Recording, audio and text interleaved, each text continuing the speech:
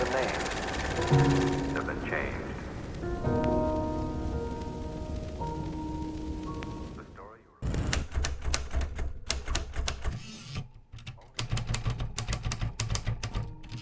La revista se caracteriza por tener un tema que se desarrolla gráficamente en la tapa. La revista es como toda la fuerza concentrada en un solo punto, entonces en general tiene un poder de imprimir en las personas que la reciben más fuerte que un diario. Y yo te voy a hablar de las tapas cuando yo dirigí Noticias los primeros 5 años. Me parece que obviamente la tapa más emblemática fue aquella de María Julia con el tapado, y que fue una pintura de la época de los 90, de lo que era ese hedonismo exacerbado y al mismo tiempo relativamente vulgar, al mismo tiempo, ¿no? Podríamos decir que la metáfora de Pizza con champán es equivalente en palabras a lo que aquella tapa de María Julia lo es en imagen, ¿no? Hace más de 20 años hicimos un código de ética que está firmado por la empresa, por el cual cualquier redactor, cualquier cronista, si tiene una información que denuncia un posible delito de acción pública, tiene derecho a publicarlo aunque el editor, el director no lo quiera publicar. Podríamos decir así, no hay ninguna forma de impedir que salga una nota que denuncie un delito de acción pública. Esto no sucede en otros medios.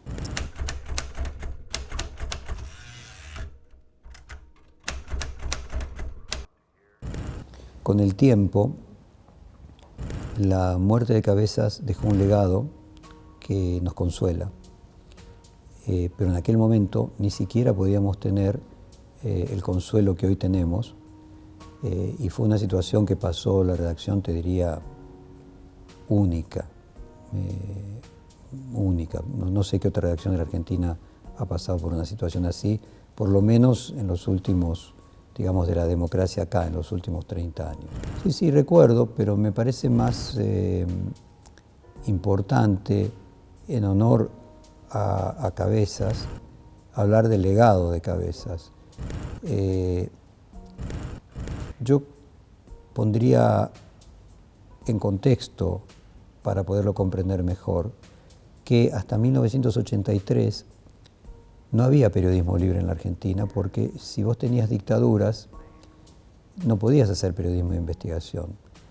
Y la Argentina tuvo entre 1930 y 1983 largos periodos de dictadura. Hubo algunos periodos de democracia, pero como siempre eran breves esos periodos de democracia, aún en la democracia siempre se estaba pensando que luego, cuando venga la dictadura, había que tener cuidado con lo que se hacía ahora, porque luego venía la represalia. Entonces el periodismo, desde 1930 hasta 1983, estuvo atravesado por la censura, la autocensura, el peligro de clausura de la publicación o del medio, o directamente la violencia física. Esto hizo que generaciones y generaciones de las redacciones, o sea, nuevamente, por más de 50 años, o sea, podríamos decir, no hubo periodista en el 83 que su bisabuelo no haya vivido en una situación de censura, no estábamos acostumbrados a la libertad.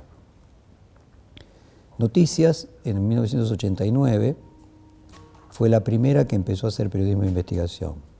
Tardamos 6 años en acostumbrarnos, la democracia fue en el 83. Noticias y Página 12 en ese mismo momento, los dos en el 89.